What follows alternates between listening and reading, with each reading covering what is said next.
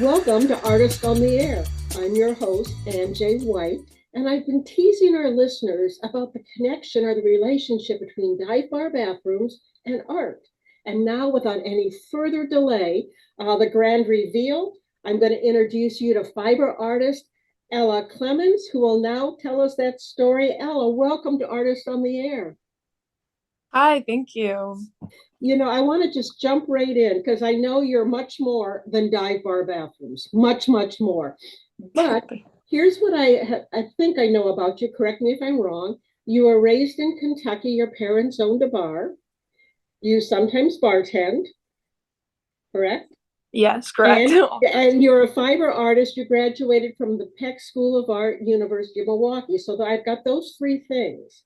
Yes, all What true. what I wonder is when did the light bulb go off to say, oh, I think I'll take my fiber art and I'll create dive bar bathrooms? Was it gradual? Was it just a one day you walked in and thought, this is what I'm going to do? How did that happen?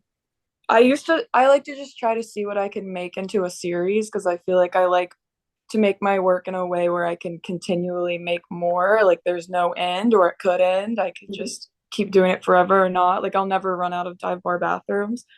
I guess I just was looking for another series to make and I was in a bar bathroom and I was like, this one's pretty interesting. Maybe I could sew it.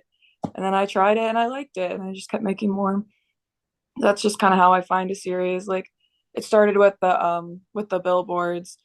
I was just driving back home to Kentucky and I was like, there's a lot of these. I could start making them into a series. So I did. Just like trying to find things where there's enough of them that I could keep creating them for a long time if I wanted to. And I love that because as a reader, I love series. And also, as someone who follows artists, and you are now on my radar, I love watching how series will progress or there'll be a new one. So that's always fun.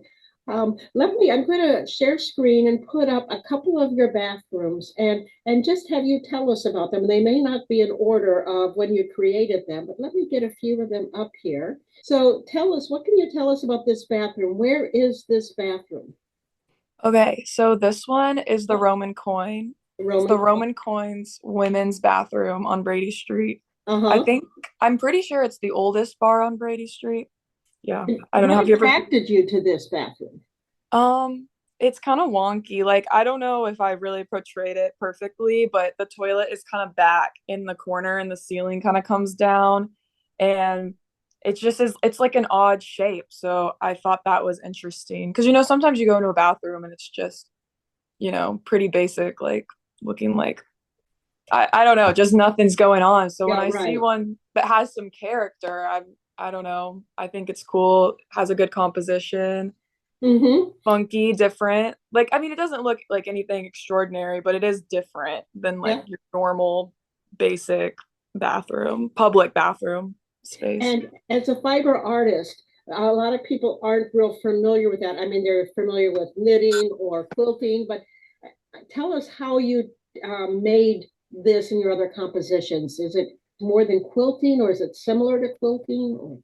I would say it's definitely similar to quilting, although I don't know a whole lot about quilting. So if anyone knew a lot about quilting and saw it, I was like, that's not quilting. They could look it up because I think I used the darning foot on my sewing machine, so you put like the feed dogs down so it's not like forcing it to go through straight in your sewing Mhm. machine, and you can just kind of move your fabric however you want. So then yeah, your thread can really just go anywhere, so you can kind of just draw with the thread instead of just push Mhm. it through straight, which I think is definitely a technique in quilting.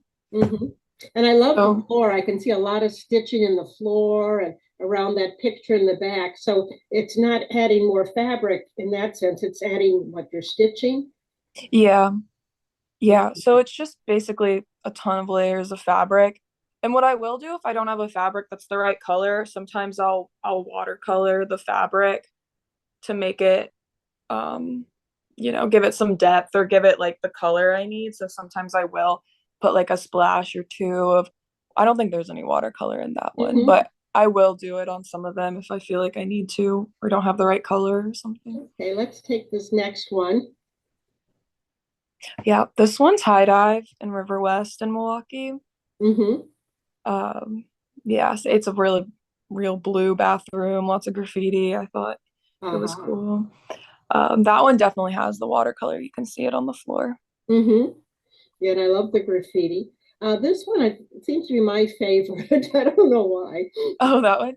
Yeah, that's a Summerfest bathroom, which that one really was kind of a basic bathroom like I was talking about, but all the trash kind of made me take a picture of it when I was at Summerfest. Like, I don't know, it was so gross. Like the picture in my camera roll jump scared me. I forgot I took it. It's just like ew. But I like the way the piece turned out too. Sometimes the nastier the better, honestly. Yeah, and I think I like its nastiness. And up over here, I see cups where people leave their cups on the toilet paper thing. And, so I Hmm. thought, yeah, and you captured. And I would say, I would have guessed something like a state fair or, like you said, Summerfest. Hmm. Yeah, Yeah. that's a Summerfest bathroom. Yeah. So I think it's my favorite in its grossness. Yeah. Right. No, truly. It is truly the grossest one because there's actually like toilet paper on the ground and just like cups.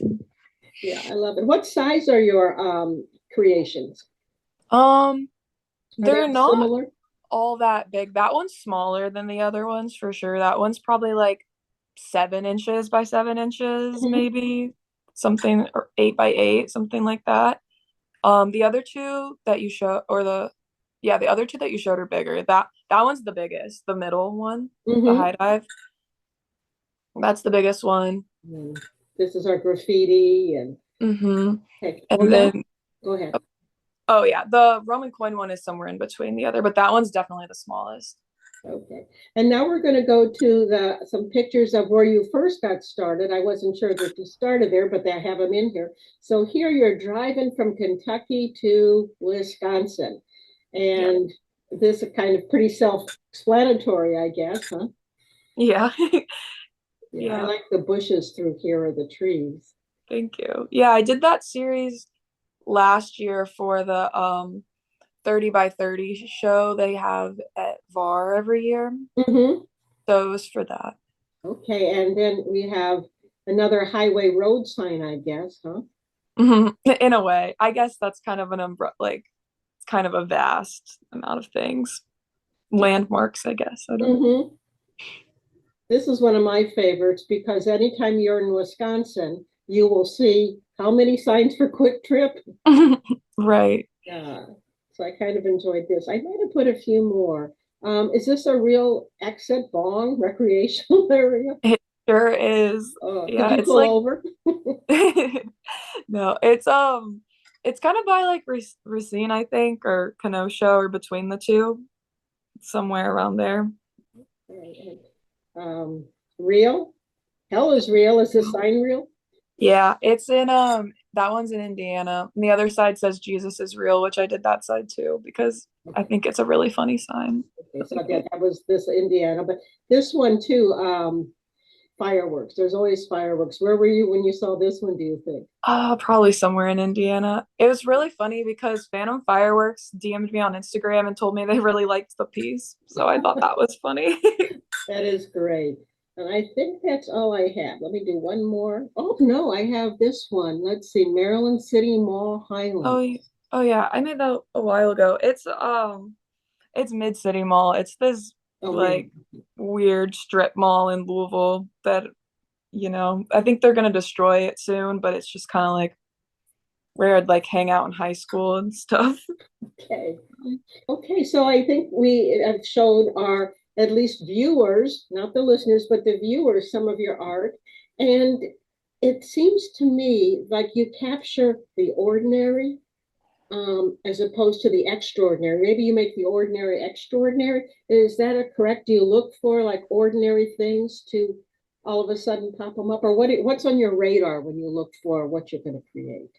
Yeah, I guess you could say that. I never really think of it that way. It's Mhm. more like what I was saying, just looking for things that I think I could make a series out of Okay. is really it. So I guess if I see it in my everyday life, then I guess it is kind of like that, like what you said. Yeah, Because your art makes it extraordinary, so you've transformed it. Yeah. yeah, so I'm just always keeping an eye out for something that I think, one would be interesting, have a good composition, and two, like I said, like I would have enough to work with, like enough options where I could really pick and choose, and I could do them forever as well if I wanted to. Do you Yeah. see your career as an artist in sticking to this, or are you starting to see other things you might want to be known for? Like you mean like sticking with the medium in Yeah, general? the medium of small fabric, stitched pieces. Yeah, it's definitely my favorite medium I've ever Mhm. worked with, and I don't know, I feel like I've done a lot of different mediums and different types of things, but it's definitely my favorite. It works the best for me. I like Mhm. how like it's forgiving. You can just like you mess up, you can add on top, you can start over and use the fabric, you can cut it up, start over. I just like how like versatile it is and how forgiving it is. Mhm. I like it. Yeah, I'm a glass artist, so glass is, well, it's unforgiving when you're making it. But then Right, if you make a mistake, you get your hammer out and put it back in the kiln. So there's that, right, nothing wasted. Um, right. Ella, what are you thinking about doing next? So you have another series that's germinating in your mind or working in your studio. What's your next series coming up? Yeah, I was thinking of doing some old recipe books. Like I don't know if I'm gonna do the actual recipes or the covers or like silly things because one of the last times I was home, I saw this cookbook my mom had and it said Gone with the Grits on it, and it was like really dramatic, and they were like holding the grits all like a lover or something. And I Mm-hmm. thought it was really silly and corny, and I'm sure there's a ton of those out there. So I'm gonna have to get my hands on some old weird cookbooks and like see what I can do with that. Oh, I like that. So finding it's mostly the covers of them. Uh, Yeah, covers. But I was also thinking maybe certain pages if it works mhm. out that way. I don't know. It's really in the beginning works. I like that. And I had read an interview with you, and this one I guess is not going to be next on your list, but you're looking at what, Facebook Marketplace? Yeah, that's an idea I had. It hasn't come to like I haven't done it yet, but Yeah. I do think I might at some point as well. There's a lot of weird stuff on there, I'm sure. True. Yeah. Yeah, I'm still trying to think of how I can make that come together, but Yeah. maybe perhaps I will. Yeah. And I know I saw your work at the Portrait Society. They did a show last fall. What was it called? Crisscross, where Mhm. they put fiber artists together. You were there with about 20, maybe five other fiber artists. Yeah. It was a great show. You do you have other shows then coming up? You don't have to say where, or where could people find you if they wanted to say, I want more of this art. I need more Ella. Where can they find you or keep track of where you're going to be?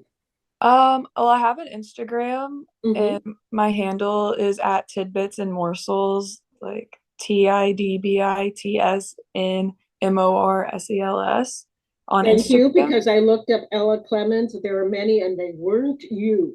Yeah, I know. Not I should you. No, yeah, my Instagram handle is tidbits and morsels. And I'm also working on a website and I should be done with it pretty soon too. And it's gonna be the same handle, but I'll post it on my Instagram too. Okay, so if anyone who wants to keep track of Ella, go to her Instagram account, Tidbits and Morsels. Also, if you're in the Ann Arbor area, I did a little tiny this like a micro gallery I'm in right now, and Hmm. it's like those little free public libraries, but it's a little gallery in Ann Arbor, and I have some work in there right now too. That sounds neat. That sounds. Mhm. How do you capture your ideas, or how do you capture what's in your mind? Do you use a sketchbook, or I guess you probably take pictures? How do you get ready before you sit down to actually create? I definitely take a lot of pictures. If take pictures for reference. I also will get ideas and just write them down. I always have like my little planner with me, and Hmm. I'll sometimes like I have a whole section in the back where I'm just like scribbling ideas, like anything that pops into my brain, Hmm. good or bad, just so I can have it for later in case. Hmm. Okay. Yeah. Well, I love that we've had this chat, and I'm just fascinated by your work. It's unique as far as I can see with your your smaller pictures, things like that. And you probably don't want to be known as the dive bar bathroom artist, but that certainly is an attention getter.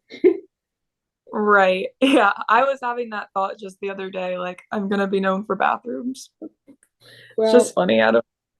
yeah. And bathrooms, I think, are really cool when they're not normal. When they're not normal. Right. No, for sure. It's Oh, a it's an okay thing. okay. Well, thank you again for your time today. And it's been a pleasure, Ella. Thank you. Thank you so much.